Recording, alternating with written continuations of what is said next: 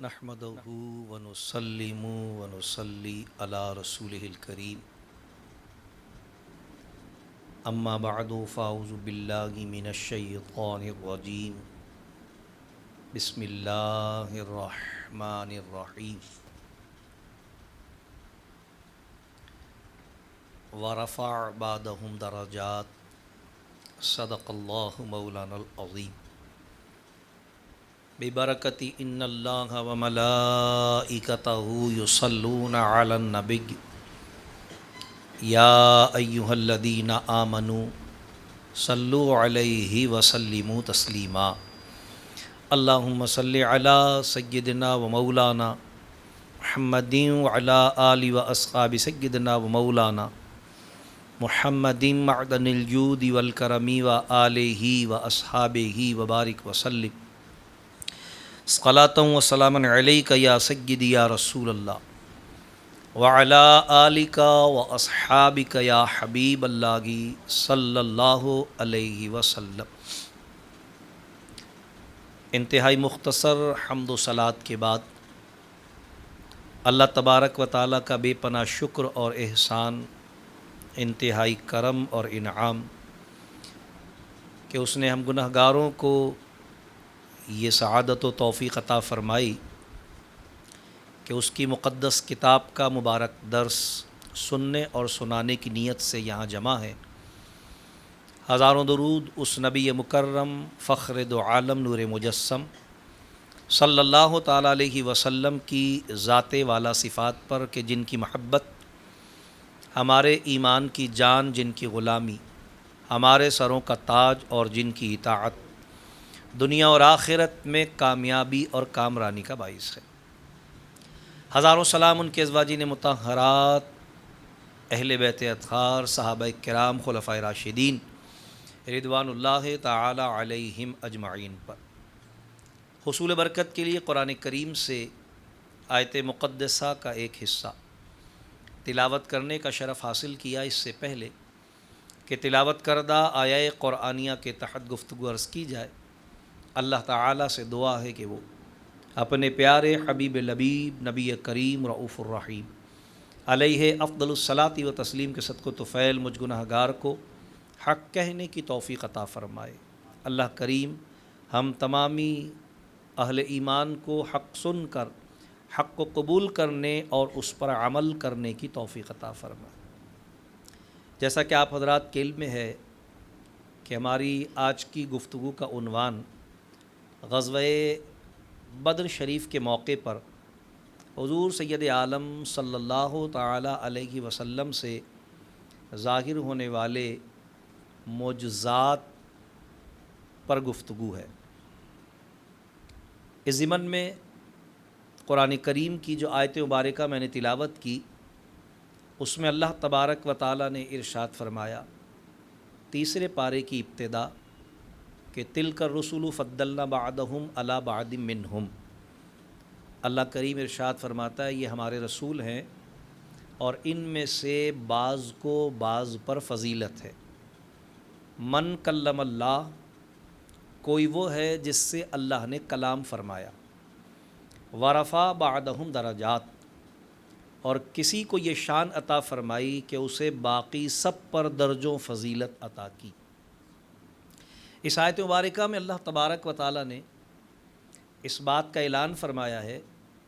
کہ اللہ تبارک و تعالیٰ کے سارے رسول عزت والے، عظمت والے، شان والے، شوکت والے ہیں، لیکن اللہ تبارک و تعالیٰ نے انہی رسولوں میں سے بعض کو بعض سے زیادہ عزت عطا فرمائی ہے۔ ان کے رتبے اور درجوں کو بعض دوسرے رسولوں سے اللہ نے بلندی عطا فرمائی ہے۔ اور پھر اس بات کو سمجھانے کے لیے کہ یہ بھی رسول ہے وہ بھی رسول، لیکن اس کا درجہ اس پر بلند کیوں ہے، اللہ نے مثال ارشاد فرمائی کہ من کلم اللہ، مثلاً کوئی وہ ہے جس سے اللہ نے کلام کیا۔ ظاہر ہے کہ اللہ تبارک و تعالیٰ نے سارے انبیاء سے براہ راست کلام نہیں فرمایا، بلکہ ہر مسلمان جانتا ہے کہ یہ اعزاز، یہ کمال، یہ شان اللہ تبارک و تعالیٰ نے جماعت انبیاء میں حضرت موسیٰ علیہ السلام کو عطا فرمائی، اور اسی لیے یعنی اس شرف اور اعزاز کی وجہ سے ہی ان کو کلیم اللہ، اللہ سے براہ راست کلام کرنے والا کہا جاتا ہے۔ ظاہر ہے یہ حضرت موسیٰ علیہ السلام کا معجزہ ہے کہ انہوں نے اللہ تبارک و تعالیٰ سے براہ راست کلام فرمایا، اور اللہ نے دوسرے نبیوں کو جو معجزات عطا فرمائے ان کے مقابلے میں یہ عظیم ترین معجزہ ہے، کیونکہ اللہ نے یہ معجزہ اور انبیاء کرام کو نہیں عطا فرمایا۔ معجزہ دعوی نبوت کرنے والے شخص سے صادر ہونے والے ایسے کام، ایسے فعل کو کہا جاتا ہے جس کو سمجھنے سے انسان کی عقل عاجز ہو، اسی لیے اس کو معجزہ کہتے ہیں۔ عقل سے ماورا، سمجھ میں نہ آنے والا کام۔ ظاہر ہے کہ ایک انسان کا زمین پر موجود رہتے ہوئے اللہ تبارک و تعالیٰ سے براہ راست کلام کرنا، کہ وہ اللہ کی آواز کو، اللہ کے کلام کو جو کہ آواز سے پاک ہوتا ہے، سنے،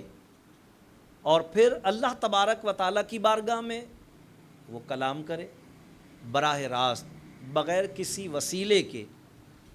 کیونکہ اللہ تبارک و تعالیٰ نے باقی انبیاء کرام سے جو کلام فرمایا وہ بذریعہ فرشتہ فرمایا، اور پوری جماعت انبیاء میں صرف ہمارے آقا و مولا صلی اللہ علیہ وسلم کو یہ شرف اور اعزاز اللہ نے عطا فرمایا ہے کہ سرکار علیہ الصلاۃ والسلام نے براہ راست ہی نہیں بلکہ بلا حجاب اللہ سے کلام فرمایا۔ موسیٰ علیہ السلام کا کلام فرمانا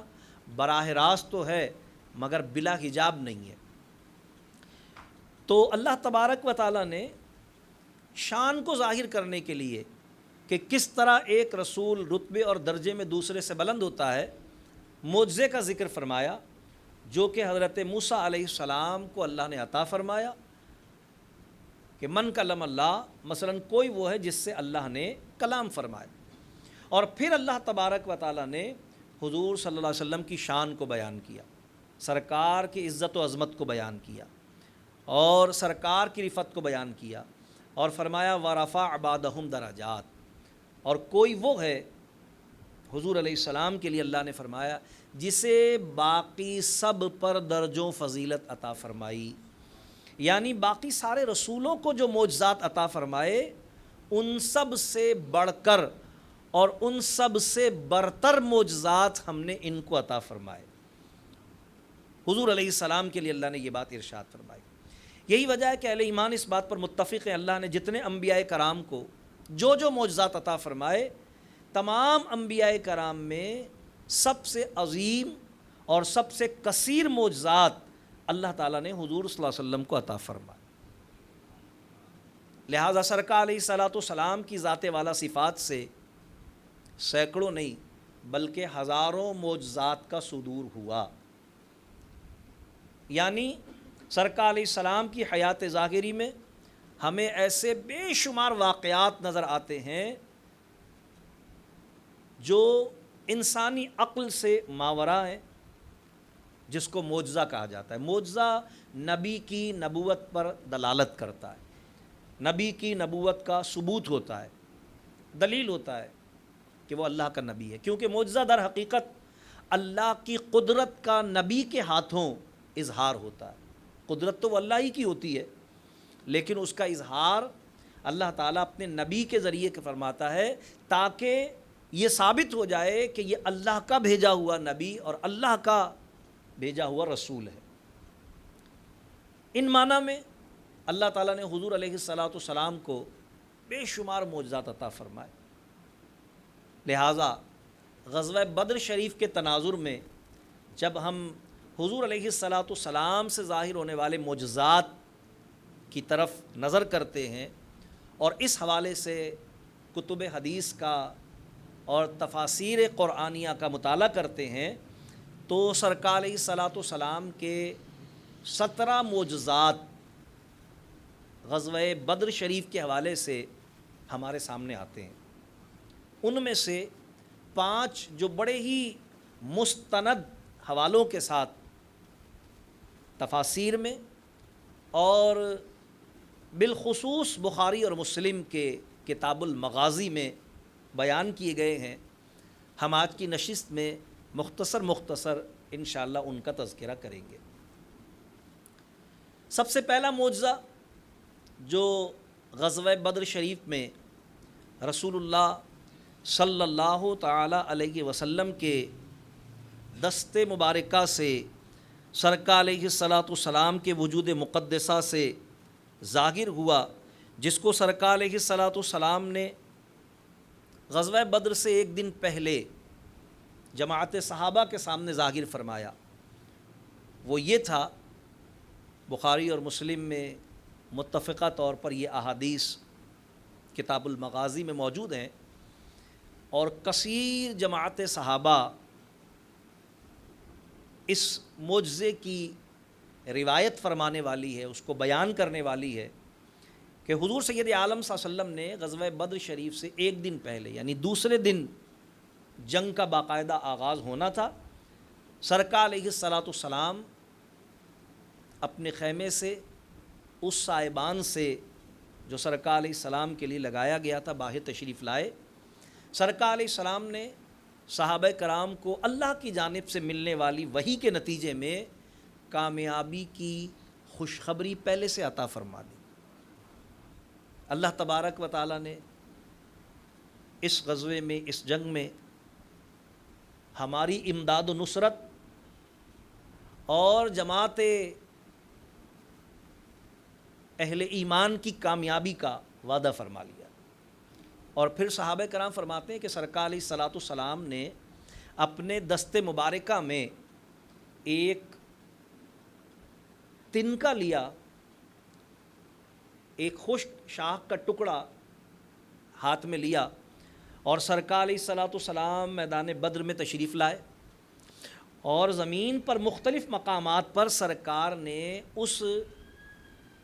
تنکے سے، اس لکڑی کے ٹکڑے سے جو سرکار کے دست مبارکہ میں تھا، زمین پر نشان لگایا. اور نشان لگانے کے بعد فرمایا کہ اس جگہ کل ابو جہل قتل ہو کر گرے گا. پھر ایک اور جگہ نشان لگایا، سرکار نے فرمایا اس جگہ عتبہ قتل ہو کر گرے گا، اس جگہ شیبہ کی لاش کل تمہیں ملے گی. ابھی یہ واقعہ ہونا ہے، جنگ کی ابتدا دوسرے دن ہونی ہے. ایک دن پہلے سرکار علیہ السلام فرما رہے ہیں کہ اس جگہ پر ولید بن مغیرہ کی لاش تمہیں ملے گی کل. سرکار علیہ السلام نے فرمایا اس جگہ پر امیہ بن خلف کی لاش تمہیں ملے گی کل. نام لے کر سرکار نے نشان لگائے، اور صحابہ کرام علیہ رضوان جو کہ ظاہر سرکار کی نبوت و رسالت پر، سرکار کے علم پر، سرکار کی زبان کی صداقت پر، اللہ تبارک و تعالیٰ کے ایک ہونے کی طرح یقین رکھتے تھے. انہوں نے تصدیق کی، اور پھر جب دوسرے دن جنگ اختتام پذیر ہوئی، اس حال میں، ظاہر جنگ کے واقعات پر ہم گفتگو نہیں کر رہے، اس حال میں کہ 313 کے مقابلے میں اللہ کے وعدہ نصرت کے نتیجے میں ملائکہ کی حوصلہ افزائی کے لیے آنے والی جماعت کے رعب و دبدبے کے قیام کے ساتھ اللہ تعالیٰ نے اس جماعت کو عظیم و شان کامیابی اپنے سے 3 گنا بڑے لشکر پر عطا فرمائی، کیونکہ 1000 سے زیادہ ان کی تعداد تھی دشمنوں کی. وہ منظم بھی تھے، تربیت یافتہ بھی تھے، کثیر اسلحہ بھی ان کے پاس تھا، انہوں نے خوب پلاننگ بھی کی ہوئی تھی، اور جنگی حکمت عملی کے مطابق انہوں نے صحیح جگہ پر، یعنی جنگی حکمت عملی کے اعتبار سے اچھی جگہ کا انتخاب کر کے پہلے سے وہاں آ کر قبضہ بھی کیا تھا. لیکن اس سب کے باوجود اللہ تبارک و تعالیٰ نے مسلمانوں کو، اہل ایمان کو، سرکار علیہ الصلاۃ والسلام سے کیے ہوئے وعدے کی تصدیق کے طور پر دوسرے دن عظیم کامیابی نصیب فرمائی. اور صحابہ کرام دوران فرماتے ہیں صرف یہ نہیں کہ سرکار علیہ السلام نے جن جن سرداران قریش کے نام لیے تھے کہ یہ کل قتل ہوں گے، وہ قتل ہی ہوئے، بلکہ سرکار نے جس کافر کا نام لے کر زمین پر جس جگہ نشان لگایا تھا، ہر کافر اپنے نام کے مطابق لگائے ہوئے نشان والی جگہ سے آگے پیچھے نہیں ہوا تھا، اس کی لاش ہمیں اسی جگہ پر ملی۔ گویا یہ سرکار علیہ الصلاۃ والسلام کا ایک عظیم معجزہ تھا جو سرکار علیہ الصلاۃ والسلام کے علم غیب کے اظہار کی صورت میں صحابہ کرام کے سامنے رونما ہوا، اس لیے کہ کون کہاں مرے گا اور کب مرے گا یہ علم غیب ہے، اللہ تبارک و تعالیٰ جانتا ہے، موت و حیات اللہ کے دست قدرت میں ہے، اور یہ ہم سب کا ایمان ہے۔ لیکن کیونکہ ہمارا ایمان یہ بھی ہے کہ اللہ تبارک و تعالیٰ اپنے نبیوں کو بذریعہ وحی جو چاہتا علم عطا فرماتا ہے، اور بالخصوص حضور علیہ الصلاۃ والسلام کو اللہ تبارک و تعالیٰ نے ما کانا وما یکون کا علم عطا فرمایا ہے، اور سرکار اللہ کی عطا سے حاضر و غائب کا علم رکھتے ہیں۔ اللہ تبارک تعالیٰ نے سرکار علیہ السلام کو جو علوم غیبیہ عطا فرمائے ہیں اس کے لیے قرآن کریم میں جا بجا اللہ تبارک تعالیٰ نے ذکر فرمایا۔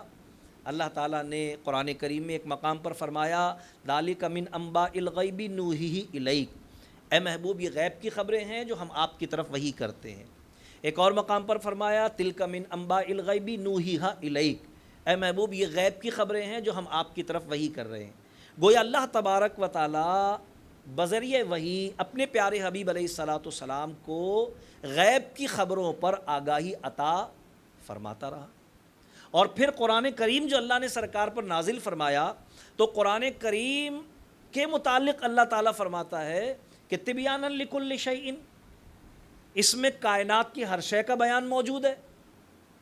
اللہ نے فرمایا ولا رطب ولا یابس الا فی کتاب مبین، کوئی خشک اور کوئی تر ایسا ہے نہیں جو ہم نے اس کتاب میں کھول کر بیان نہ کر دیا ہو۔ اب جب اللہ نے حضور پر ایسی کتاب بذریعہ وحی نازل فرما دی جس میں کائنات کی ہر شے کا بیان موجود ہے، جس میں ہر خشک و تر کا واضح بیان موجود ہے، اور پھر اللہ نے وہ کتاب سرکار پر نازل بھی فرمائی اور الرحمن علم القرآن کہہ کر یہ بتا دیا کہ ہم نے اپنے نبی کو یہ کتاب صرف عطا نہیں کی بلکہ سبقاً ہم نے خود اپنے حبیب کو اس کی تعلیم بھی عطا فرمائی۔ اب جب اللہ نے سرکار کو قرآن جیسی عظیم کتاب کی تعلیم عطا فرما دی اور بذریعہ وحی علوم عطا فرمائے، تو پھر ان علوم کی عظمت کا کون اندازہ لگا سکتا ہے جو اللہ نے سرکار کو عطا فرمایا۔ اللہ خود قرآن میں فرماتا ہے وَعَلَّمَكَ مَا لَمْ تَكُنْ تَعْلَمْ، محبوب آپ جو کچھ نہ جانتے تھے آپ کے رب نے آپ کو سب کچھ سکھا دیا۔ تو ہمارا ایمان ہے کہ اللہ کی عطا سے سرکار علیہ الصلاۃ والسلام غائب و حاضر کا علم رکھتے ہیں، حاضر کا یا غائب کا کوئی تخصیص نہیں ہے، اللہ کی عطا سے سرکار سب کچھ جانتے ہیں، جو ہو چکا ہے جو ہوگا حضور جانتے ہیں۔ اور ہمارے امام اعلیٰ حضرت امام اہل سنت مجدد دین و ملت پروان شمع رسالت عظیم البرکت کبیر المرتبت اشاہ امام احمد رضا فاضل بریلوی رحمۃ اللہ تعالیٰ علیہ تو بڑی مدلل بات نعت شریف کے ایک ہی شعر میں ارشاد فرماتے ہیں کہ یا رسول اللہ اور کوئی غیب کیا تم سے نہاں ہو بھلا، جب نہ خدا ہی چھپا تم پہ کروڑوں درود۔ یا رسول اللہ جس رب نے اپنی ذات کو آپ سے پوشیدہ نہیں رکھا اور اپنی ذات کو آپ پر بلا حجاب ظاہر فرما دیا اور اپنا دیدار آپ کو سر کی آنکھوں سے عطا فرما دیا، بھلا پھر اس رب کی تخلیقات میں سے اور اس رب کی مخلوقات میں سے کوئی آپ پر کیسے پوشیدہ ہو سکتا؟ تو سرکار علیہ الصلاۃ والسلام کا یہ عظیم معجزہ غزوہ بدر شریف میں ظاہر ہوا، جس سے ہمارے سامنے یہ عقیدہ واضح ہو کر آتا ہے کہ حضور علیہ السلام اللہ کی عطا سے نہ صرف یہ کہ ہر شخص کے انجام کو جانتے ہیں کہ وہ بالخیر ہوگا یا بالشر ہوگا، اس کا خاتمہ ایمان پر ہوگا یا کفر پر ہوگا، بلکہ یہ بھی جانتے ہیں ایسا نہیں ہوا کہ ان میں سے کوئی ایک بھی بچ گیا ہو، اور ایسا بھی نہیں ہوا کہ ان میں سے کوئی ایک دوسرے کے لیے لگائے گئے نشان کی جگہ پر مر گیا ہو، بلکہ صحابہ کرام فرماتے سرکار نے جس کافر کا نام لے کر زمین پر جس جگہ نشان لگایا تھا، جب جنگ اختتام پذیر ہوئی تو ہمیں اس کی لاش اسی جگہ پر ملی جس کا نام لے کر حضور نے زمین پر نشان لگایا تھا۔ تو حضور علیہ الصلوۃ والسلام کے معجزات میں سے ایک عظیم معجزہ ظاہر ہوا، اور پھر دوسرا معجزہ جو کہ غزوہ بدر کی ابتدا کے موقع پر ظاہر ہوا، اس کو جب ہم دیکھتے ہیں تو ہمیں پتہ چلتا ہے کہ اللہ نے اپنے حبیب علیہ الصلوۃ والسلام کو جو علم لدنی عطا فرمایا، ما کان وما یکون کا جو علم عطا فرمایا، جس کا اعلان وعلمک ما لم تکن تعلم کہہ کر اللہ نے قرآن کریم میں فرمایا ہے، اس کا فیض اللہ نے کس طرح ظاہر فرمایا۔ لہٰذا بخاری اور مسلم کتاب المغازی میں بھی اس کا ذکر موجود ہے، اور خود قرآن کریم نے بھی اس کا ذکر کیا۔ وہ کیا کہ جب جنگ کی ابتدا ہوئی اور گھمسان کا رن پڑا تو پیارے آقا علیہ الصلوۃ والسلام نے زمین سے ایک مٹھی مٹی اٹھائی۔ جنگ تھی، ایک طرف کفار کی فوج ہے، ایک طرف صحابہ کرام ہیں، اور جب وہ باہم گتھم گتہ ہو گئے تو ظاہر ہے کہ پھر اب طرفین نہیں رہے بلکہ سب مل گئے، خلط ملط ہو گئے۔ ایسے میں سرکار علیہ الصلوۃ والسلام نے زمین سے ایک مٹھی مٹی اٹھائی اور کافروں کی سمت پھینکی۔ قرآن کریم نے اس کا ذکر کیا، اللہ فرماتا وما رمیتا اذ رمیتا ولکن اللہ رما۔ اے محبوب صلی اللہ علیہ وسلم، وہ مٹی جو آپ نے پھینکی، جب آپ نے پھینکی تو آپ نے نہ پھینکی بلکہ آپ کے پروردگار نے پھینکی۔ اس آیت مبارکہ کے ذریعے اللہ تبارک و تعالیٰ نے دو باتیں تو بطور عقیدہ ہم پر واضح کر دیں۔ ایک یہ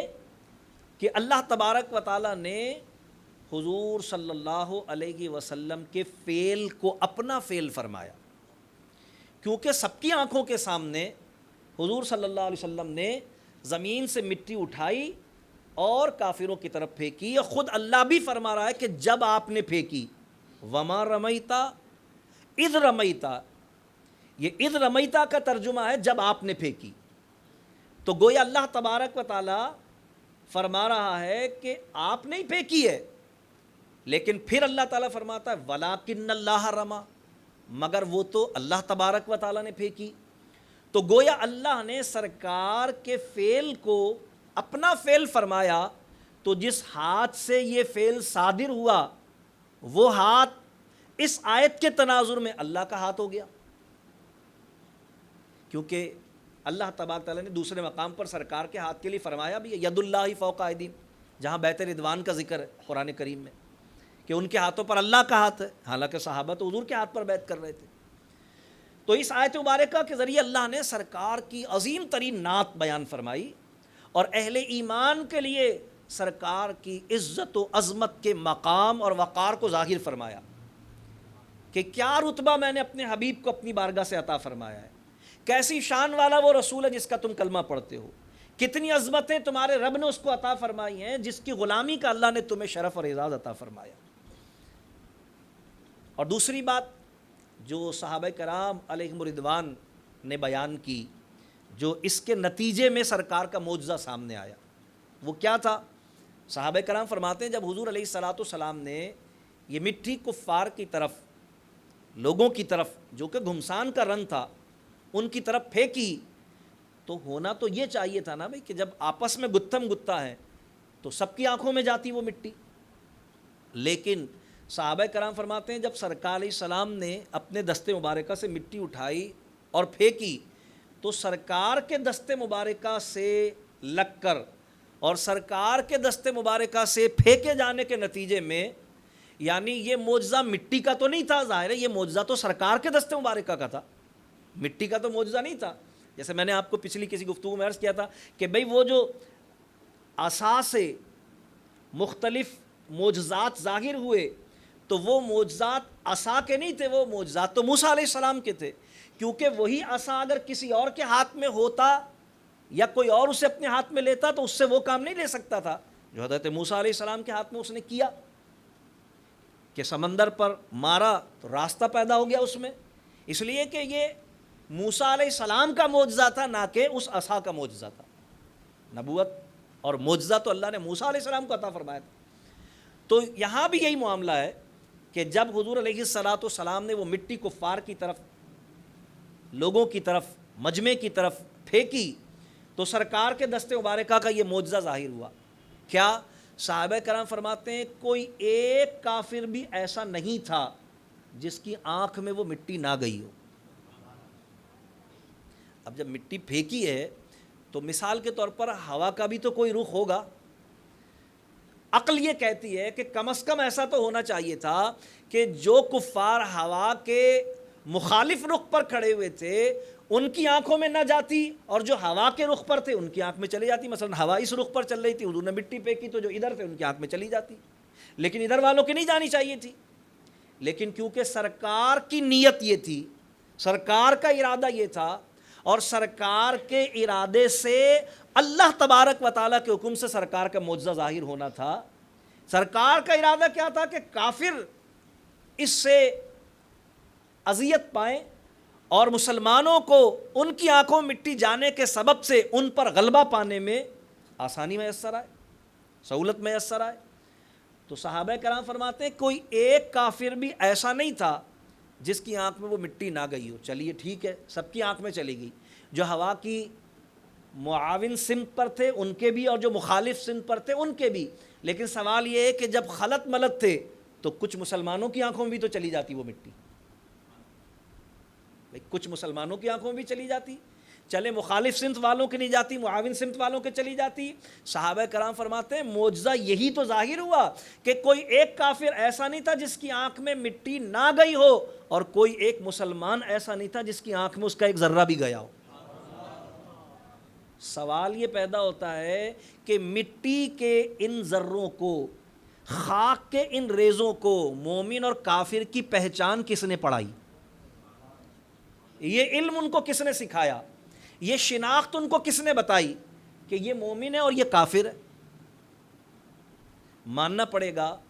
کہ یہ سرکار کے دست مبارکہ کے لمس کا فیضان تھا،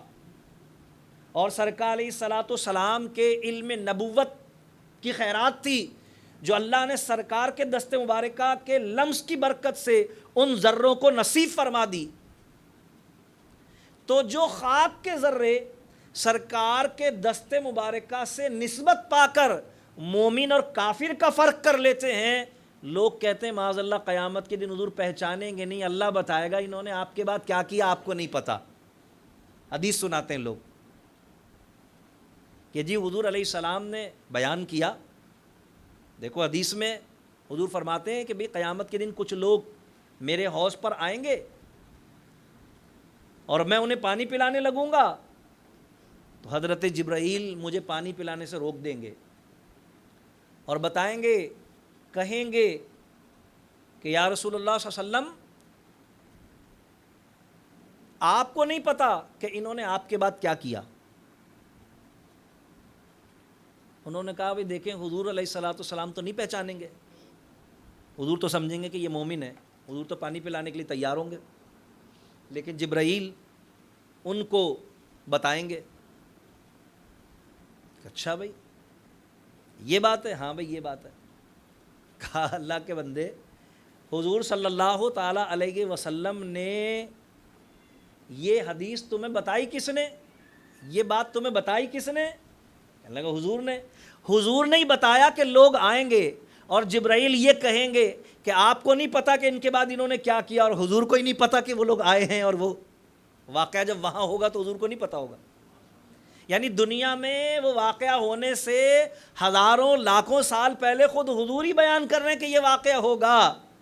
اور اس حدیث کو بیان کر کے، اس حدیث کو سنا کے کہنے والا کہہ رہا ہے حضور کو نہیں پتا ہوگا کہ وہ ایمان والے ہیں یا نہیں۔ ہے بے وقوفی کی بات۔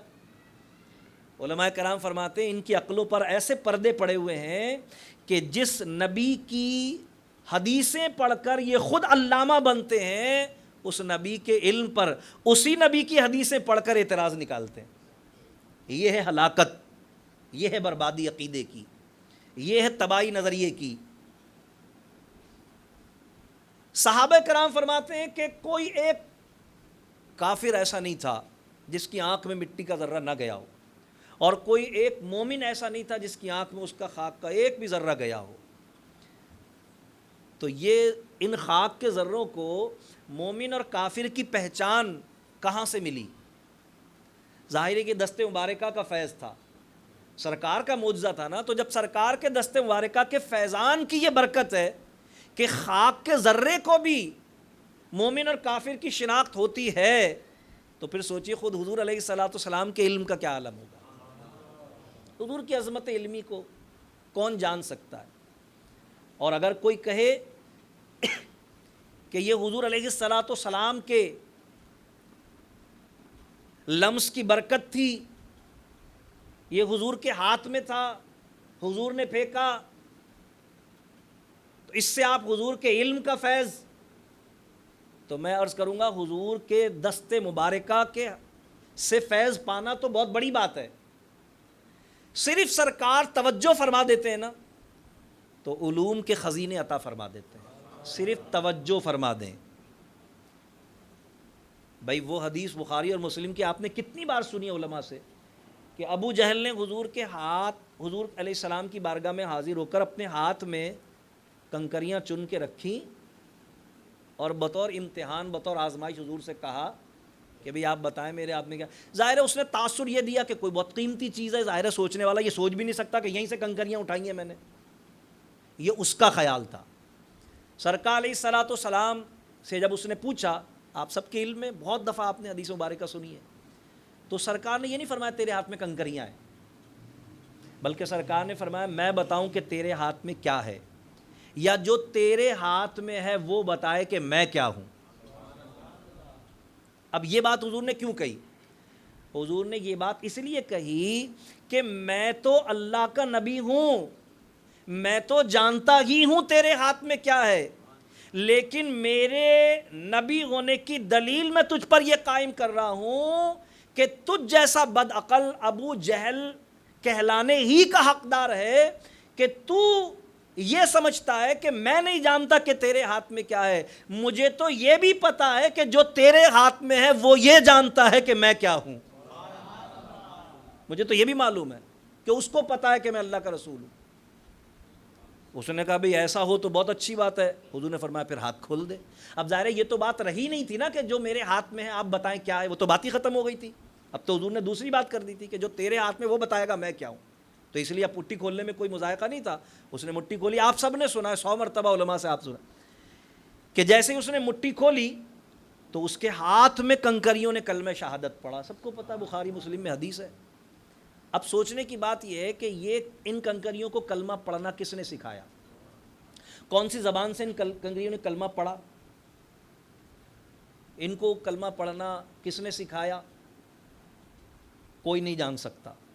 الفاظ میں کوئی بیان نہیں کر سکتا، اس کا جواب کسی کے پاس نہیں ہے۔ وہ کنکریاں بے جان تھیں، بولنا تو زندگی اور جان کی علامت ہوتی ہے۔ وہ بے زبان تھیں، زبان کہاں سے آئی؟ عقل و شعور والا کام یعنی کلام کرنا، عقل و شعور کہاں سے آئی؟ یہ سب کچھ اس ایک لمحے میں ہوا ہے جب سرکار علیہ الصلوۃ والسلام کے سامنے ابو جہل نے اپنی مٹھی کھولی ہے اور سرکار کی نگاہ نبوت ان کنکریوں پر پڑی ہے۔ بس ایک نگاہ سرکار کی پڑی اور علم نبوت کا فیض ان تک پہنچ گیا، وہ علامہ فہامہ ہو گئے، وہ ذرے، وہ کنکر علامہ فہامہ ہو گئے، یعنی ان کو عقل بھی آ گیا، شعور بھی آ گئی، زبان بھی آ گئی، کلمہ یاد بھی ہو گیا اور انہوں نے اس کو پڑھ بھی لیا۔ تو حضور سید عالم صلی اللہ علیہ وسلم کے دست مبارکہ کا یہ فیض تھا کہ خاک کے ان ذروں کو یہ شعور اللہ نے عطا فرما دیا۔ یہ اللہ کی قدرت ہے۔ میں پہلے برس کر چکا ہوں کہ معجزہ نبی کے ہاتھ سے ظاہر ہونے والا وہ کام جو خلاف عقل ہو، انسان کی عقل اس کی حقیقت کو نہیں سمجھ سکے۔ وہ ایک معروف جملہ ہے، کیا کہتے ہیں، ہاؤ کین پاسبل اٹ، یہ کیسے ہو سکتا ہے، اس طرح کہتے ہیں نا کچھ جملہ۔ کہ بھئی یہ کیسے ممکن ہے، یہ کیسے ممکن ہے؟ تو انسان کی عقل جہاں یہ کہے کیسے ممکن ہے، یعنی یہ ناممکن ہے۔ اللہ کی قدرت ہوتی ہے جو نبی کی زبان سے اللہ تبارک و تعالی ظاہر فرما دیتا ہے۔ تو حضور سید عالم صلی اللہ علیہ وسلم کے پے در پے معجزات اس غزوہ مبارکہ کے موقع پر اللہ تبارک و تعالی نے ظاہر فرمائے، لہٰذا حضور سید عالم صلی اللہ علیہ وسلم کے ایک صحابی ہیں، ابو دجانہ ان کا نام ہے۔ اب گھمسان کا رن پڑا ہوا ہے، لڑائی ہو رہی ہے۔ میں پہلے عرض کر چکا ہوں کہ سواریوں کی بھی قلت تھی، سامان حرب کی بھی قلت تھی، افراد کی بھی کمی تھی، یعنی مخالف فوج کے تعداد کے مقابلے میں، لیکن ایمان کی قوت تھی، اللہ اور اس کے رسول پر بھروسے کی طاقت ان کے پاس موجود تھی۔ لہٰذا بقول ڈاکٹر اقبال کے بے خطر کود پڑا آتش نمرود میں عشق، عقل ہے محو تماشائے در و بام ابھی۔ تو صحابہ کرام نے تو پہلے ہی کہہ دیا تھا یا رسول اللہ آپ حکم دیں گے ہم آگ میں کود جائیں گے۔ صحابہ کرام لڑ رہے ہیں، حضرت ابو دجانہ حضور کے صحابی ہیں، ان کے پاس ایک زنگ آلود پرانی تلوار تھی، وہی لے کر آ گئے تھے۔ ظاہر ہے کہ جب لڑائی میں انہوں نے اس کو استعمال کیا تو وہ ایک زنگ آلود تلوار تھی، تو اس نے وہ کام نہیں کیا جو ایک تیز ترار اور بہترین تلوار کر سکتی تھی۔ لہذا کچھ ہی وقت کے بعد وہ تلوار ٹوٹ گئی، دستہ ان کے ہاتھ میں رہ گیا، تلوار ٹوٹ گئی۔ اب دیکھیے صحابہ کرام کا ایمان اور عقیدہ الحمدللہ جو آج ہم اہل سنت و جماعت کا عقیدہ ہے کہ حضور علیہ السلام اللہ کی عطا سے مشکل کشا بھی ہیں اور حاجت روا بھی ہیں، اللہ کی عطا سے۔ اصل حاجت روا اللہ کی ذات ہے، اصل مشکل کشا اللہ کی ذات ہے، لیکن اللہ نے اپنے محبوب کو اپنی عطا سے یہ وصف عطا فرمایا ہے کہ سرکار اپنے غلاموں کی مشکل کشائی بھی فرماتے ہیں اور حاجت روائی بھی فرماتے ہیں، اور یہ عقیدہ ہمیں جماعت صحابہ سے ملا ہے۔ لہٰذا حضرت ابو دجانہ جنگ کی اس گھمبیر کیفیت میں، اس انتہائی مشکل ترین صورت میں حضور کی بارگاہ تک حاضر ہو گئے۔ اب کیا حضرت ابو دجانہ یا کسی بھی ایک صحابی کے علم میں سارے حالات نہیں تھے؟ سارے حالات ان کے علم میں تھے، یعنی سامان حرب کی کمی اور اس کا فقدان بھی ان کے علم میں تھا، وغیرہ وغیرہ سب کچھ ان کے علم میں تھا۔ لیکن حضرت ابو دجانہ حضور کی بارگاہ میں آئے اور حضور کی بارگاہ میں حاضر ہو کر اپنی ٹوٹی ہوئی تلوار جو دستہ ان کے ہاتھ میں تھا وہ دکھا کر عرض کرتے ہیں یا رسول اللہ میری تلوار نے تو ساتھ چھوڑ دیا ہے، اب آپ مجھے میرے لیے تلوار کا اہتمام فرمائیں، آپ مجھے تلوار عطا فرمائیں، تلوار کا انتظام کر دیں میرے لیے۔ اب حضرت ابو دجانہ یہ بات حضور سے کس سینس میں، کس تصور کے ساتھ، کس توقع کے ساتھ کہہ رہے تھے؟ کیا وہاں سے حضور جا کر بازار سے کوئی تلوار خرید کے لا دیتے ان کو؟ کیا حضور کے پاس ایکسٹرا کچھ تلواریں رکھی ہوئی تھیں کہ وہ اٹھا کر دے دیتے ان کو؟ ایسا کچھ نہیں تھا۔ پھر کس توقع پر؟ اسی توقع کا نام عقیدہ ہے، اسی توقع کا نام عقیدہ ہے جو اعلیٰ حضرت امام احمد رضا فاضل بریلوی رحمۃ اللہ علیہ فرماتے ہیں کہ صحابہ کا ایمان یہ تھا کہ مالک کونین ہیں گو پاس کچھ رکھتے نہیں، دو جہاں کی نعمتیں ہیں ان کے خالی ہاتھ میں۔ ان کا عقیدہ یہ تھا کہ حضور اللہ کی عطا سے دونوں جہان کے مالک ہیں، بے شک حضور کا ہاتھ خالی ہو لیکن عطا کے لیے اٹھ جائے تو مانگنے والے کو اس کا ضرورت بھر عطا کر دیتے ہیں، یہ ان کا عقیدہ تھا۔ لہذا حضرت ابو دجانہ حضور کی بارگاہ میں حاضر آ گئے، یا رسول اللہ تلوار۔ حضور علیہ السلام نے دائیں بائیں دیکھا، کھجور کی ایک شاخ حضور علیہ السلام نے توڑی اور اس کے پتے جدا کیے، اس سے جو ڈنڈی ہوتی ہے نا اس کی بیچ کی وہ نکال لی، وہ بڑی لہردار ہوتی ہے، ظاہر تازی تھی وہ شاخ، حضرت ابو دجانہ کے ہاتھ میں حضور نے وہ دے دی۔ اب حضرت ابو دجانہ کے ہاتھ میں حضور نے کھجور کی وہ ٹہنی، وہ چھڑی عطا فرما دی اور وہ حضور علیہ السلام کو دیکھ رہے ہیں اور تلوار کو دیکھ رہے ہیں، بول کچھ نہیں رہے اور تلوار کو دیکھ رہے ہیں۔ حضور علیہ حضرت ابو دجانہ فرماتے ہیں حضور علیہ الصلاۃ والسلام میری حیرت کو، میرے سوال کو جو بغیر بولے میرے ذہن اور دل میں تھا، اس سے کیسے لڑوں گا؟ بولا میں کچھ نہیں، حضور سے میں نے تلوار مانگی تھی، حضور نے چھڑی عطا فرما دی، میں بولا کچھ نہیں، میں حضور کے چہرے کی طرف دیکھ رہا تھا۔ اچانک حضور علیہ السلام نے میرے ہاتھ میں موجود اس ٹہنی کو مخاطب کیا، اس لکڑی سے خطاب کیا۔ حضور نے کیا کہا؟ حضور نے فرمایا کن سیفن، تلوار ہو جا۔ فرماتے وہ میرے ہاتھ میں بہترین تلوار بن گئی۔ یہ حضور کا ایسا معجزہ تھا کہ جس میں چیز کی حقیقت تبدیل ہو گئی۔ وہ لکڑی کی نرم و نازک ایک چھڑی تھی جو شاخ تھی کھجور کے ایک پتے کی، لیکن جب سرکار نے فرمایا کن سیفن، تلوار ہو جا، تو وہ لوہے کی تیز دھار بہترین تلوار بن گئی۔ کیوں؟ اس لیے کہ اللہ تبارک و تعالیٰ نے جہاں قرآن میں حضور علیہ السلام کے لیے فرمایا ید اللہ فوق ایدیہم، ان کے ہاتھوں پر اللہ کا ہاتھ ہے، وہیں اللہ نے قرآن میں حضور کی زبان مبارکہ کے لیے بھی فرمایا وما ینطق عن الہویٰ، ہمارا یہ محبوب اپنی مرضی سے کلام نہیں کرتا، ان ہوا الا وحی یوحیٰ، یہ تو وہی بولتا ہے جو اس کا رب اس پر وہی کرتا ہے۔ کیا مطلب؟ مطلب یہ کہ کن سیفن کے الفاظ جو حکمیہ، اس کو کہتے ہیں امر کا صیغہ، ہو جا، حکم دیا حضور نے۔ یہ جو کلمات حضور کی زبان سے نکلے، یہ الفاظ تو حضور علیہ السلام کی زبان سے نکلے تھے،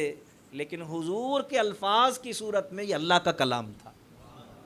کن سیفن، تلوار ہو جا، وہ تلوار بن گیا۔ کھجور کی شاخ کا وہ ٹکڑا، وہ نرم و نازک لکڑی بہترین تلوار بن گئی۔ حضرت ابو دجانہ رضی اللہ تعالیٰ عنہ کے پاس آپ کے وصال تک وہ تلوار رہی، اس کے بعد آپ نے کئی جنگوں میں اسی کے ساتھ۔ تو یہ حضور علیہ الصلاۃ والسلام کی قوت گویائی کا معجزہ تھا، وہ سرکار کے دست مبارکہ کا معجزہ تھا۔ اور انبیاء کرام کی قوت گویائی کوئی معمولی نہیں ہوتی۔ میں نے شاید کسی درس میں عرض کیا تھا کہ جب حضرت یوسف علیہ السلام کو جیل میں موجود دو افراد نے اپنے اپنے خواب سنائے جو کہ انہوں نے واقعتاً دیکھے تھے، اس توقع پر کہ حضرت یوسف یقیناً اس کی صحیح تعبیر بتا دیں گے، اور یوسف علیہ السلام نے ان کے خواب کی صحیح تعبیر بیان کر دی، لیکن اس میں سے دوسرے شخص کے خواب کی تعبیر اتنی بھیانک تھی کہ وہ اس کی تاب نہیں لا سکا، کیونکہ آپ نے فرمایا تیرے خواب کی تعبیر یہ ہے، میں تفصیل میں نہیں جا رہا، کہ تجھے پھانسی دی جائے گی، تجھ پر بادشاہ کو زہر دینے کا الزام ثابت ہو جائے گا، پھانسی دی جائے گی، اور تیری لاش کو ٹانگا جائے گا اور پرندے تیرا بھیجا نوچ نوچ کر کھائیں گے۔ اتنی بھیانک تعبیر جب اس کے سامنے آئی تو اس نے اپنے آپ کو خوش کرنے کے لیے یوسف علیہ السلام سے کہا ہم تو مذاق کر رہے تھے، ہم نے کوئی خواب دیکھا ہی نہیں تھا۔ اس نے کہا بات ہی مکا دو۔ لیکن یوسف علیہ السلام نے کیا کہا؟ سنیے قرآن، سورہ یوسف میں یہ الفاظ موجود ہے۔ اللہ تعالیٰ فرماتا ہے، یوسف علیہ السلام نے فرمایا قضی الامر الذی فیہ تستفتیان، یوسف علیہ السلام نے فرمایا بس فیصلہ تو ہو چکا ہے اس بات کا جس کے متعلق تم نے مجھ سے سوال کیا تھا۔ کیا مطلب ہے اس کا؟ اس کا مطلب یہ ہے کہ تیرا خواب تو جھوٹا ہو سکتا ہے، میری تعبیر جھوٹی نہیں ہوگی، کیونکہ یہ میں نے بول دیا، اب یہی ہونا ہے، کیونکہ واقعتاً اس نے خواب دیکھا تھا اور واقعتاً اس کی تعبیر یہی تھی، کیونکہ اللہ نے تعبیر خواب بطور معجزہ یوسف علیہ السلام کو یہ علم عطا فرمایا تھا۔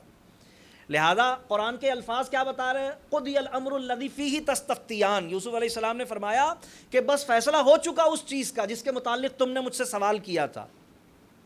اب تم مکر رہے ہو کہ تم نے خواب نہیں دیکھا تھا، بھلے نہیں دیکھا ہو، اب تعبیر یہی ہوگی جو میں نے بیان کر، اور بعد کے واقعات نے ثابت کیا کہ وہی ہوا۔ تو یہ تو یوسف علیہ السلام ہے، اور ہم جن کی بات کر رہے ہیں وہ امام یوسف ہے، ہم تو یوسف علیہ السلام کے امام کی بات کر رہے ہیں نا۔ ورفع بعدہم درجات کہہ کر اللہ نے بیان کیا ہے کہ ہم نے باقی سب پر ان کو درج و فضیلت عطا فرمائی ہے۔ تو سرکار اپنے جملہ معجزات میں جتنے معجزات اللہ نے سرکار کو عطا فرمائے ہیں وہ تعداد میں بھی دوسرے انبیاء سے کثیر ہیں اور شان میں بھی دوسرے انبیاء سے عظیم ہیں۔ حضور کے سارے معجزات دوسرے نبیوں کے معجزات سے عظیم بھی ہیں اور کثیر بھی ہیں۔ اسی تسلسل میں یعنی حضور اللہ کی عطا سے حاجت روا بھی ہیں اور مشکل کشا بھی ہیں۔ مشہور واقعہ بخاری اور مسلم میں یہ بھی موجود ہے، اور آپ نے بہت بار علماء کرام سے سنا بھی ہوگا کہ حضرت ابو قتادہ، وہ حضرت ابو دجانہ تھے جن کی تلوار کا معاملہ تھا، یہ حضرت ابو قتادہ ہیں، کسی کافر کا تیر ان کی آنکھ میں آ کر لگا، کافر کا تیر ان کی آنکھ میں آ کر لگا اور اس تیر نے ان کی آنکھ کو پھاڑ دیا، آنکھ کا ڈیلا پھٹ کر ان کے گال پر بہہ گیا، اور انہوں نے اپنے بہے ہوئے ڈیلے کو اپنی ہتھیلی سے اپنے گال پر روک لیا۔ اب جنگ کی کیفیت ہے، گھمسان کا رن پڑا ہوا ہے، لڑائی ہو رہی ہے، لیکن آپ دیکھیے صحابہ کرام کا عقیدہ دیکھیں۔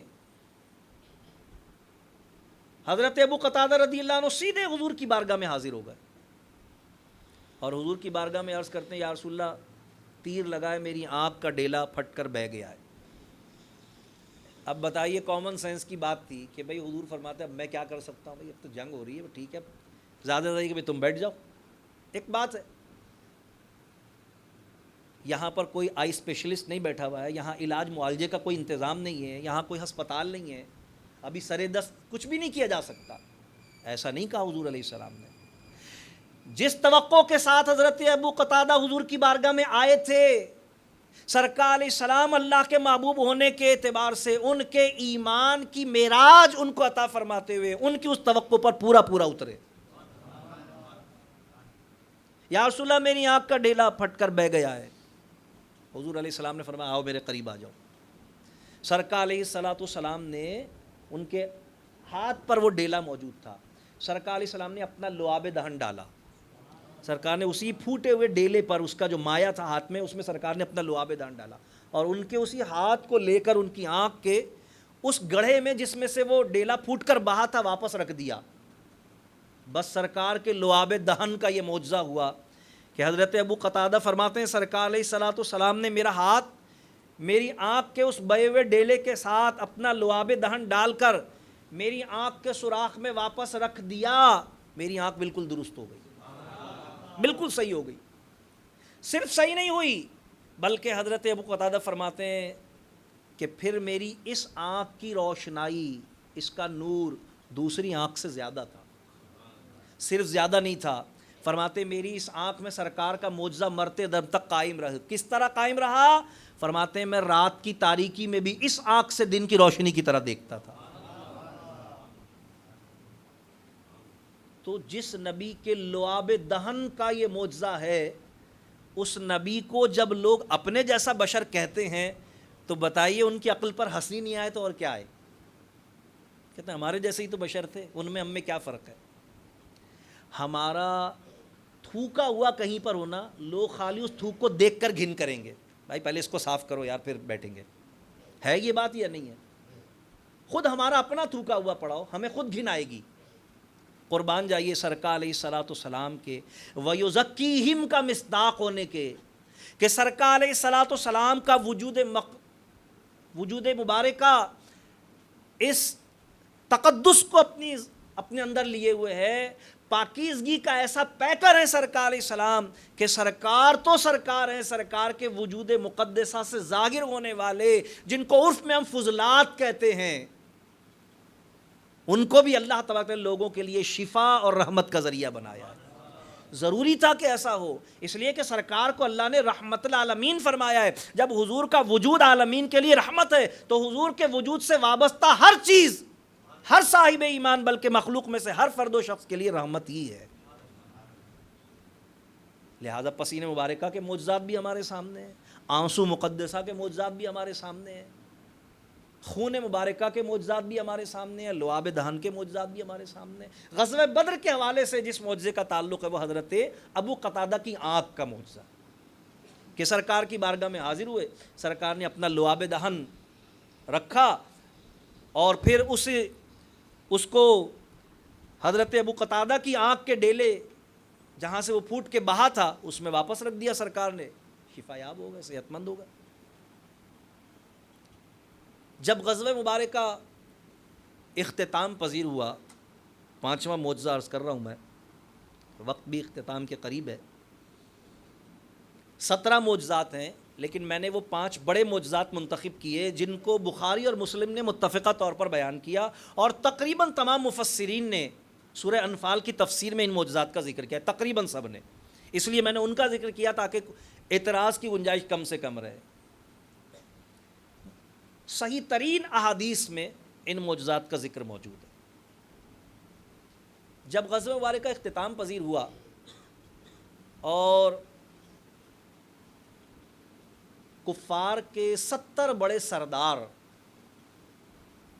قتل کر دیے گئے اور 70 سے زیادہ افراد گرفتار کر لیے گئے، جس کو ہم عرف عام میں کہتے ہیں جنگی قیدی، گرفتار کر لیے، اور جو مرنے سے اور گرفتار ہونے سے بچ گئے تھے وہ زخمی حالت میں یا ویسے بھاگ گئے، اور جنگ اختتام پذیر ہو گئی۔ جب جنگ اختتام پذیر ہو گئی تو سرکار علیہ السلام نے ان گرفتار شدگان کے متعلق صحابہ کرام سے مشورہ کیا، قرآن نے اس کا بھی ذکر کیا۔ اب اس میں مختلف صحابہ کرام نے مختلف مشورے دیے۔ حضرت عمر رضی اللہ تعالیٰ عنہ کا مشورہ یہ تھا کہ ان سب کو قتل کر دیا جائے، لیکن حضرت ابو بکر صدیق رضی اللہ عنہ نے اور بعض دوسرے صحابہ نے یہ مشورہ دیا کہ ان سے فدیہ لے لیا جائے، اس لیے کہ اس وقت مسلمان بہت بہت قسمہ پرسی کے عالم میں تھے، یعنی مالی معاونت درکار تھی مسلمانوں کو، ان سے فدیہ لے لیا جائے۔ حضور علیہ الصلاۃ والسلام، پھر وہی بات ہے، اللہ کی عطا سے سب کچھ جانتے تھے، لیکن کیونکہ حضور علیہ الصلاۃ والسلام لقد کان لکم فی رسول اللہ اسوۃ حسنہ کے تحت اپنی سیرت و کردار میں لوگوں کے لیے تعلیم اور نمونہ بھی تو تھے نا، تو سرکار نے قانون قائم کرنے کے لیے کہ کوئی کسی بھی درجے اور رتبے پر پہنچ جائے، اسے چاہیے کہ اپنے معتمدین کے مشورے کو اہمیت دے اور مخلصین اور اہل رائے کی کثرت رائے کی بنیاد پر فیصلہ کرے۔ تو ہمارا ایمان ہے کہ حضور اللہ کی عطا سے جانتے تھے، لیکن کیونکہ صدیق اکبر جیسی صاحب الرائے شخصیت نے مشورہ دیا تھا اور ان کے ساتھ کئی صحابہ کرام کی رائے جمع ہو گئی تھی، یوں کہیے کہ اکثریت کی رائے یہ تھی، لہذا حضور نے اس پر عمل کیا۔ بعد میں اللہ تبارک تعالیٰ نے اسے پسند نہیں فرمایا، لیکن پھر عرض کر رہا ہوں کہ حضور کو کیونکہ قانون بتانا تھا، حضور نے قانون بتایا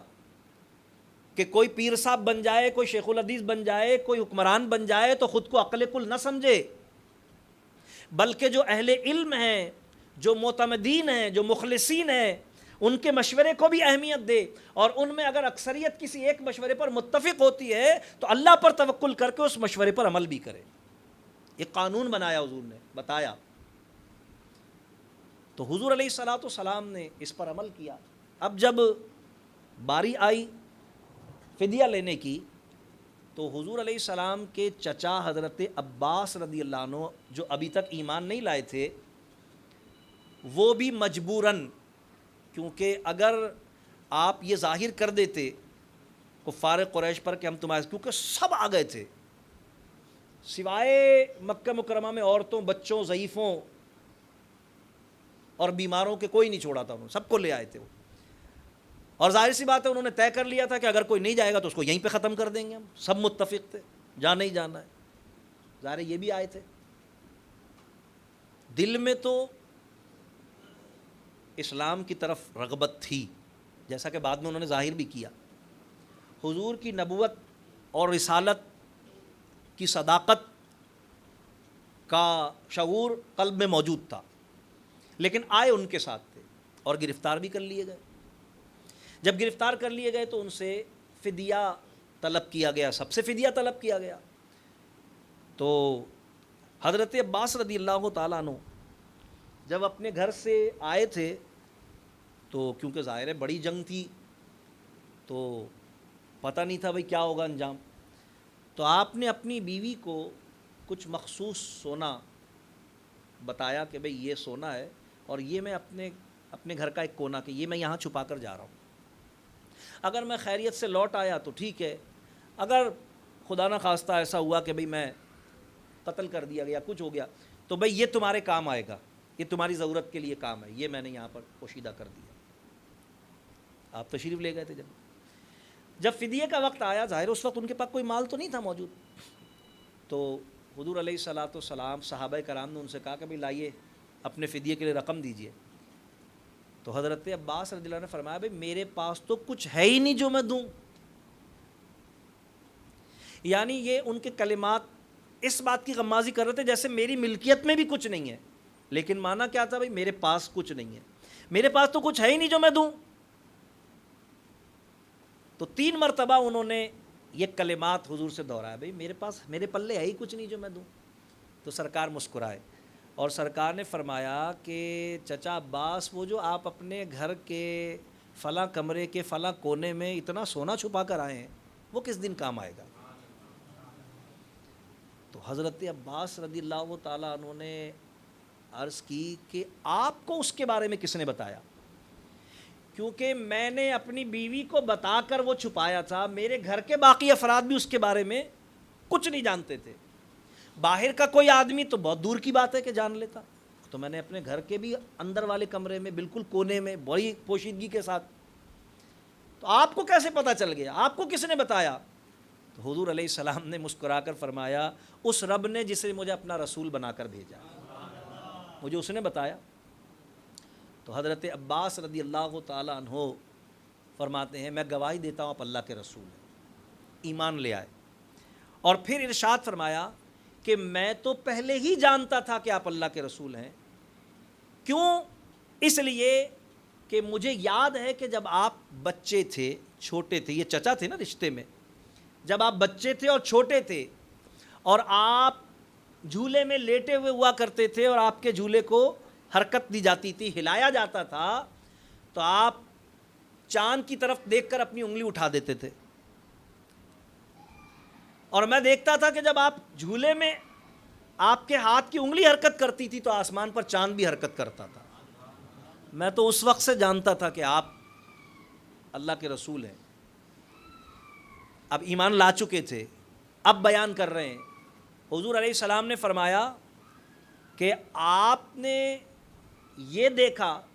کہ میری انگلی کے اشارے کے ساتھ آسمان پر چاند حرکت کرتا تھا، اور اسے آپ نے میری نبوت کی صداقت پر دلیل جانا، کیا میں آپ کو اس سے زیادہ حیرت کی بات نہیں بتاؤں؟ حضرت عباس کہ اب اس سے بھی زیادہ حیرت کی بات اور کیا ہوگی؟